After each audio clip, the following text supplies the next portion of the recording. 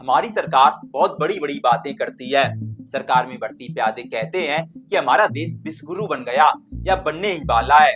देश के कर्ता धर्ता पीएम मोदी कई बार यह जिक्र कर चुके कि हमारी प्रतिस्पर्धा अब पाकिस्तान या बांग्लादेश से नहीं बल्कि चीन और अमेरिका से है। अब देश विश्वगुरु कितना बना ये एक विवाद का मुद्दा हो सकता है, लेकिन आज जिस किल्लत में पाकिस्तान खड़ा है, उधर पर पेट्रोल डीजल की कमी होने की वजह से स्कूल और दफ्तरों में ताला लगा दिए गए। शहबाज शरीफ इसे एक भयावह स्थिति बता रहे हैं, लेकिन कुछ समय में ये सेम स्थिति भारत में आने वाली है और कई जगहों पर पाकिस्तान जैसी स्थिति भारत में आ भी चुकी है। एलपीजी सिलेंडरों की कमी की वजह से लोगों की लंबी लंबी कतारें देखने को मिल जाएंगी, जबकि युद्ध किन देशों के बीच हो रहा है? अमेरिका, इजराइल और ईरान के बीच में। यानी भारत का सीधे तौर पर इस युद्ध से कोई लेना देना नहीं है, लेकिन फिर भी देश की स्थिति आज असामान्य हो गई। ऐसा क्यों? क्या ये पीएम मोदी का बड़ा फेलियर है या उनके गलत मैनेजमेंट की वजह से इसका हर्जाना देश की आम जनता को चुकाना पड़ रहा है? इसका गहराई से विश्लेषण करेंगे। उसके बाद आपको बताएंगे क्या होर्मुज पर कब्जा करना अमेरिका के लिए आसान होगा, क्योंकि एक तरफ दुनिया की सबसे ताकतवर नौसेना उनके पास है और वहीं दूसरी तरफ एक बहुत ही सकरा समुद्री रास्ता जो अपने सबसे सकरे हिस्से में केवल कुछ दर्जन किलोमीटर चौड़ा है। इसे सिर्फ एक ऐसे शासन ने रोका हुआ है जिस पर लगभग 2 हफ्तों से लगातार हवाई हमले हो रहे हैं। अमेरिका इस रास्ते को फिर से खोलना चाहता है क्योंकि यह दुनिया का शायद सबसे महत्वपूर्ण समुद्री चेक पॉइंट है। दुनिया के लगभग 20% तेल का परिवहन इसी रास्ते से होता है। सुनने में लगता है कि अमेरिका इसे आसानी से अपने नियंत्रण में ले सकता है। एक अमेरिका अधिकारी ने भी कहा, हमारे पास ऐसी क्षमताएं हैं जो दुनिया के किसी और देश के पास नहीं है। अगर ईरान ने होर्मुज में तेल के प्रवाह को रोकने की कोशिश की तो अमेरिका उससे 20 गुना ज्यादा ताकत से जवाब देगा। लेकिन वास्तविकता यह है कि तेल का प्रवाह लगभग रुक चुका है और अमेरिका इसे फिर से शुरू नहीं कर पा रहा। खबरों में यह भी दिखाई दे रहा है कि स्थिति उल्टी हो रही है। ईरान समुद्र में बारूदी सुरंगें माइंस बिछा रहा है, अंतरराष्ट्रीय कार्गो जहाजों पर हमले हो रहे हैं और आसमान में धुआं उठ रहा है। तो सवाल है कि अमेरिका होर्मुज को अपने नियंत्रण में लेकर जहाजों की आवाजाही को क्यों नहीं शुरू कर देता? इसका जवाब देंगे इस वीडियो में। नमस्कार, हमारा नाम है प्रेम चतुर्वेदी और भारत की बात में आपका बहुत बहुत स्वागत है। चलते हैं अपनी पहली खबर की तरफ।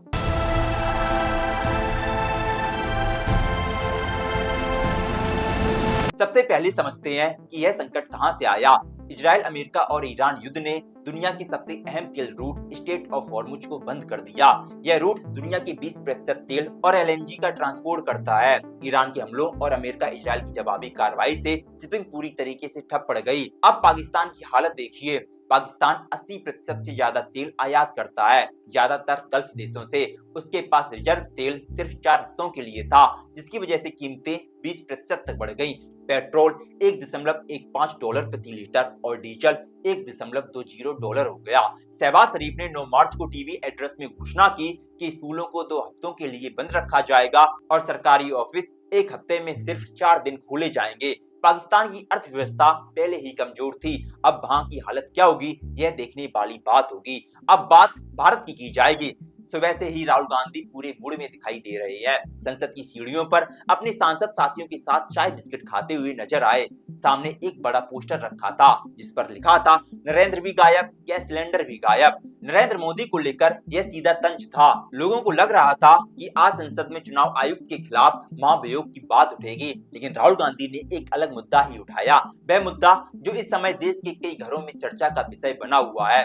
रोटी कैसे पकेगी, चूल्हा कैसे जलेगा। हमारी सरकार बहुत बड़ी बड़ी बातें करती है। सरकार में भर्ती प्यादे कहते हैं कि हमारा देश अब विश्वगुरु बन गया या बनने ही वाला है। देश के कर्ता धर्ता पीएम मोदी कई बार यह जिक्र कर चुके कि हमारी प्रतिस्पर्धा अब पाकिस्तान या बांग्लादेश से नहीं बल्कि चीन और अमेरिका से है। अब देश विश्वगुरु कितना बना ये एक विवाद का मुद्दा हो सकता है, क्योंकि आप पिछले कई सालों के ट्रेंड को देखिए।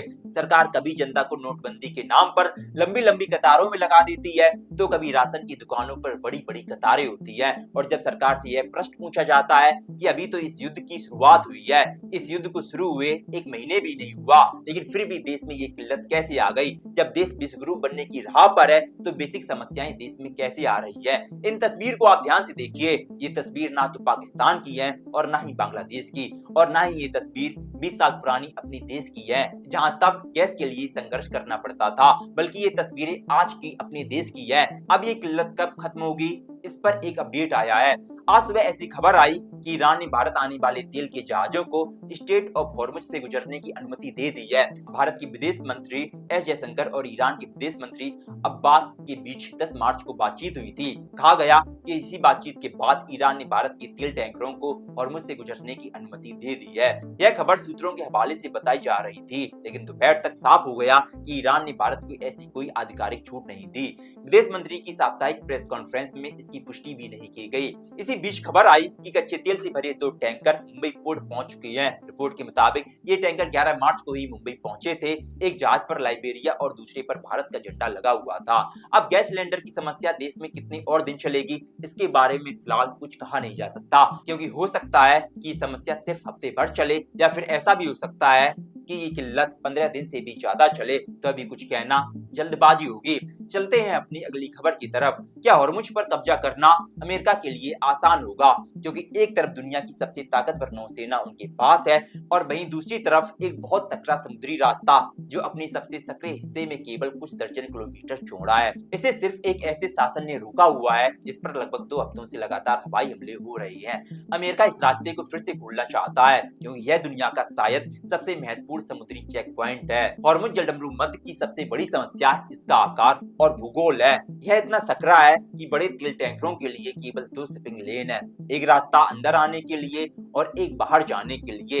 हर लेन केवल 3 किलोमीटर चौड़ी है और दोनों के बीच भी लगभग 3 किलोमीटर का फासला है। अगर आप ईरान हो और आपने धमकी दी हो कि जो भी टैंकर यहाँ से गुजरेगा उसे जला दिया जाएगा, तो आपके पास हमला करने के लिए एक बहुत ही स्पष्ट और सीमित क्षेत्र मिल जाता है। तेल टैंकर बहुत बड़े और धीमे जहाज होते हैं। वे आमतौर पर 20 से 30 किलोमीटर प्रति घंटा की गति से चलते हैं।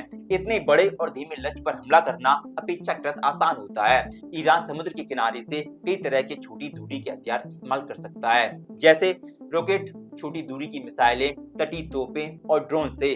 अगर हमला बहुत पास से हो तो अमेरिकी जहाजों के पास प्रतिक्रिया देने के लिए केवल कुछ सेकंड का समय होगा। इसके अलावा रोज लगभग 100 जहाज इस रास्ते से गुजरते हैं।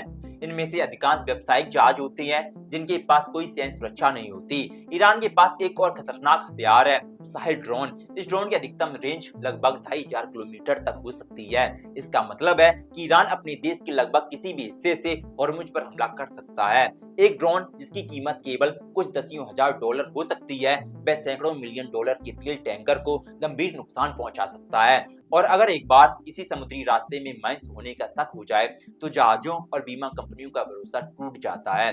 बीमा कंपनियां तेजी से अपनी पॉलिसी कम कर रही हैं या पूरी तरीके से खत्म कर रही हैं। कुछ कंपनियों ने तो साफ कह दिया कि अगर कोई जहाज हॉर्मुज से गुजरता है तो उसका बीमा लागू नहीं होगा। इसीलिए ये कंपनियां अपने जहाज भेजने से डर रही है। अगर अमेरिका सच में इस रास्ते को सुरक्षित बनाना चाहता है तो उसे ईरान के ड्रोन नेटवर्क को खत्म करना होगा, मिसाइल लॉन्च साइट्स को नष्ट करना होगा, नौसैनिक अड्डों को निष्क्रिय करना होगा और समुद्री माइंस हटानी होंगी। यह सिर्फ नौसेना की एस्कॉर्ट मिशन नहीं बल्कि एक बड़े पैमाने का युद्ध भी बन सकता है। और अगर हॉर्मुज में कोई बड़ा जहाज डूब गया तो रास्ता खुद ही बंद हो सकता है। तो फिलहाल दुनिया एक बहुत बड़ी गंभीर समस्या में फंसा हुआ है। अब भविष्य में अमेरिका, इजराइल और ईरान के इस संघर्ष में क्या होगा, ये देखने वाली बात होगी। आज के लिए फिलहाल इतना ही। अंतरराष्ट्रीय खबरों का प्रसंग यहीं पर थमता है। मिलते हैं कल रात आपको 8 बजे। हमारा नाम है प्रेम चतुर्वेदी। आप देख रहे हैं नेक्स्ट जेन ब्रॉडकास्ट। शुभ रात्रि।